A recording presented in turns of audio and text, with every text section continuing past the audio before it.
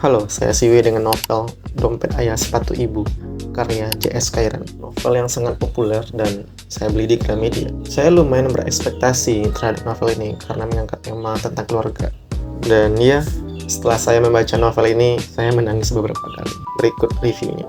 Novel ini menceritakan dua kisah kehidupan sekaligus, Zena dan Asro, berlatar di daerah Minang, kaki Gunung Singgalang dan Gunung Merapi. Kehidupan Zena, anak ke-6 dari 11 bersaudara, kehidupan yang keras dan miskin mengajarkannya untuk tidak manja, bersikap tegar akan setiap masalah yang ia hadapi.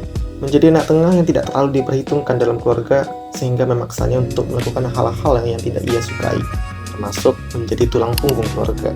Bertemu dengan seorang laki-laki bernama Asro, anak pertama dari dua bersaudara, dan hidup dengan cita-cita membahagiakan ibunya di tengah kemiskinan yang milit.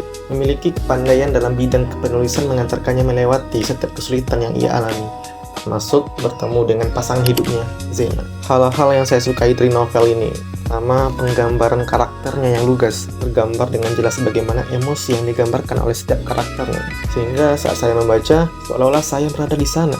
Bagaimana menjadi anak tengah, anak tertua, tulang punggung keluarga. Ketika di awal agak bingung karena memisahkan dua kejadian sekaligus. Kemudian di pertengahan cerita saling berkaitan antar tokohnya. Dalam novel ini juga terselip budaya Minang di Sumatera Barat, latar tempat kehidupan orang-orang Minang di dalamnya. Alurnya yang pelan tapi tidak membosankan.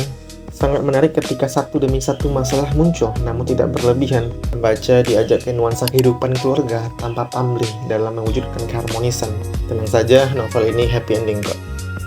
Hal-hal yang menurut saya agak kurang, cuma satu saja, yaitu bagian kehidupan kakak dan abang Zena. Walaupun sudah digambarkan, namun masih terasa sedikit mengganjal kenapa harus Zena yang menjadi tulang punggung keluarga. Sifat malas kakak dan abangnya kurang ditonjolkan, kurang digambarkan, sehingga kita nggak tahu seperti apa malas dan tidak mampuan kakak dan abangnya gitu.